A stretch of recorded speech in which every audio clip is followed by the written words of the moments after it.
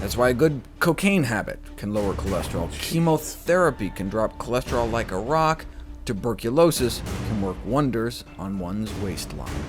So, time out.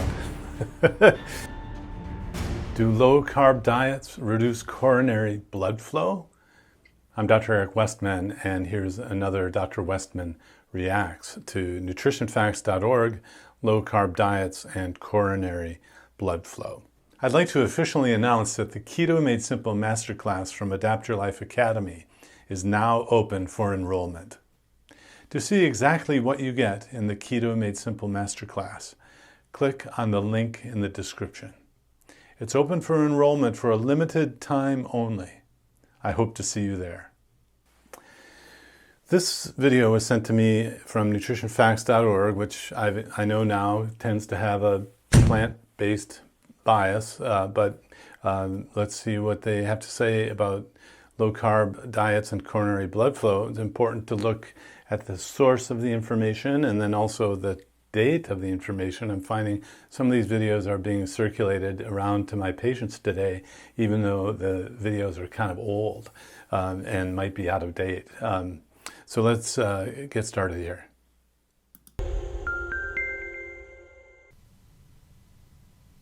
People going on low-carb diets may not see a rise in their cholesterol levels. How is that possible? Because weight loss by any means can drop our cholesterol. We could go on an all-Twinkie diet and lower our cholesterol if we were unable to eat the dozen daily Twinkies necessary to maintain our weight. That's why a good cocaine habit can lower cholesterol. Chemotherapy can drop cholesterol like a rock. Tuberculosis can work wonders on one's waistline. Anything that drops our weight can drop our cholesterol, but the goal isn't to fit into a skinnier casket. The reason we care about cardiovascular risk factors like cholesterol is because we care about cardiovascular risk, the health of our arteries. Well, now we have studies that have measured the impact of low-carb diets on arteries directly, and a review of all the best studies done to date found that low-carb diets impair arterial function, as evidenced by a decrease in flow-mediated dilation, meaning low-carb diets effectively cripple people's arteries. And since the meta-analysis was published, another study found the same thing. Dietary pattern characterized by high protein and fat with low carbohydrate associated with poorer peripheral small artery function, again measuring blood flow into people's limbs. Peripheral circulation is great, but what about... So these studies that are being pulled and cited really don't give us insight into the entire change that happens when you change your dietary pattern and eat fewer carbs. You may even be in nutritional ketosis, which just means fat burning. I know some of these studies, since I've lived through research over the last 20 years, although I've not read everything, I still learn as time goes on, that most of these studies about the flow-mediated dilation have to do with the immediate effect after eating a meal. And the problem with that is it doesn't tell you what's going on for the rest of the day. And actually the group that I've been following for a long time, Jeff Volek's group, was at the University of Connecticut, and then now is at Ohio State as of 2023. His group didn't find that same result. And so what Dr. Volek taught me is that a lot of these observer-dependent, the results of a study like this depends on the person doing it, the observer. And so he said that in his group, in his hands, he didn't find those same kinds of issues. But so again, the short-term is not long-term evidence, which we all want. And from the Keto Clinic viewpoint, my viewpoint, there's so many other things that get better, even if this happened in the short run, that it may be something you just got to power through. So I'm not persuaded by these studies of either short-term or the result depends on the person doing the test. That means you can introduce your preconceived notion about what you should find. But let's keep going. What about circulation in the coronary arteries that feed our heart? There's only been one study ever done measuring actual blood flow to the heart muscles of people eating low-carb diets, and this is it. Dr. Richard Fleming, an accomplished nuclear cardiologist. A couple red flags here. the only study done. So there's a saying in science that the hallmark of science is replication. And so yes, it might be the first study, and if you're doing the first study in something, you want to quickly have someone else do a study, an independent group, to reaffirm or refute your findings. So in fact, this study, going back to October 2000, I'm quite familiar with, because as the only study, they found something that was kind of bizarre from our vantage point, where things were getting better.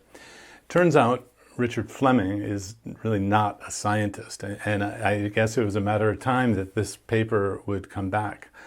Richard Fleming is the doctor who got the death certificate of Dr. Atkins surreptitiously, and then leaked it to Neil Barnard at the Physicians Committee for Responsible Medicine, and it went out into a press release that a diet doctor, Dr. Atkins, died obese. So actually, I know Dr. Fleming's name. I've never met him, and I followed him as he was in some hot water in a clinic in the Midwest. I guess it was Omaha. And then he ended up in a VA hospital. And I mean, it's kind of a sad story. I'm sorry for the man or the doctor that he's had to move on and been in trouble. He may have another. There's always two sides to a story. But the idea of getting a death certificate of someone basically posing as, I don't know exactly how it happened, and then putting that in a press release is an egregious crossing the line of ethics that I just can't live with. I wouldn't be able to live with that. So I don't know why or how. I guess it's kind of like the Neil Barnard and Richard Fleming think that they're doing great for humanity when they disparage the death of someone who they didn't even know. I mean, I don't think they ever met him. So that was Dr. Atkins and his death certificate. Interesting that now this paper resurfaces. Well, it was 9 years ago, but still, that was 10 years after the paper was published. And to my knowledge, this paper has never been replicated. So, we want the hallmark of science is replication.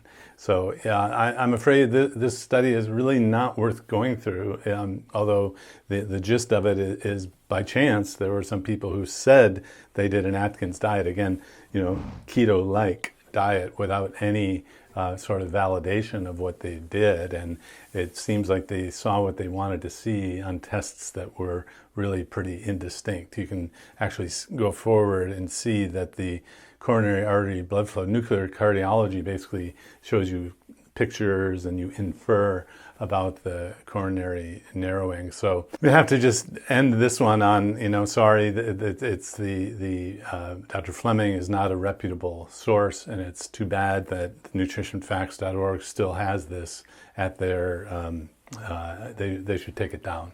It's not been replicated, although maybe the study should be redone, and maybe they'll find something important. Again, I'm sorry, the idea that this is anti-keto diet, it doesn't hold up, because it's really not scientific. So I kind of knew that story of Dr. Atkins' death certificate coming out. One day we'd have to revisit that, and for those of you who visited Dr. Atkins, I was and saw him as a doctor. I've met many of you. It was really too bad that happened. I had met Dr. Atkins in 1998. I actually went to his office after a few of my patients did the Atkins diet. I wanted to learn what they were doing and then study it. I didn't just start doing it. And so we validated basically what Dr. Atkins had been saying, and other doctors as well. In fact, it goes back to the Banting diet in 1863, not the ketogenic diet of seizure notoriety. I remember meeting Mrs. Atkins, and I didn't really get to know them. I just asked them for money to do research back at Duke University. And so our group is known as one of two groups in the U.S. that started the scientific study of a low-carb, high-fat diet, known then as Atkins induction. I suppose it still is called Atkins induction today. But the problem here is that there was a time when you could get away with publishing things without really much peer review, or it was so biased in a way that this paper was able to get through, and it really doesn't hold up. But that is another, I guess, scientific thing to be aware of, is that you can have peer-reviewed publications, but the peer review is all done by people who are kind of believers in a certain way. And I peer review science even to this day, and yet I'm harsh. I'm critical of keto diet studies because I want it to be very scientific. I want there to be a critical review of these sorts of things, and this study never got one. And then there's always the politics of diet. It's interesting. No, it needs to be science, not politics. And the problem with the study has many different aspects to it. So it wasn't properly designed as here's our protocol, and gone through an IRB sort of thing, which was required in 2000, actually. But I'd like to have an update on how this has progressed over time in terms of, has anyone else done a coronary blood flow similar methodology study that was actually well designed, and what I see in the keto clinic is we're actually reversing heart failure. I think because any properly formulated diet will reduce blood glucose and insulin, and reduce insulin resistance, and reduce body weight, and that's a good thing. The heart likes that, and the heart muscle actually runs on fatty acids. If you put fatty acids, ketones, and glucose into a petri dish, and you have heart muscle, actually the heart prefers the fatty acids because there's so much energy. So like, a pump that's going all the time, a diesel engine, you want the highest form of molecule that has energy, and that's fat. So the heart loves fatty acids. Of course, that's the heart muscle. You could argue that the arteries of the heart are different, but that's not what the early indication is in terms of blood tests and changes that you see on a diet that lowers the glucose and insulin, even if you're eating it in a sort of carnivorous way or with animal products. I think there are a lot of ways to be healthy.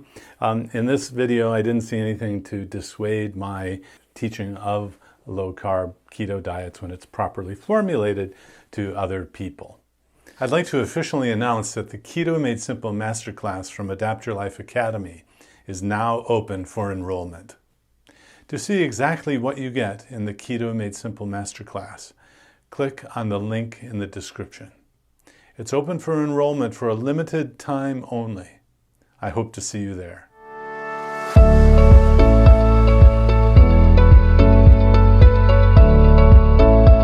If you enjoyed this video, be sure to like, subscribe, and hit the notification bell, and check out adaptyourlifeacademy.com.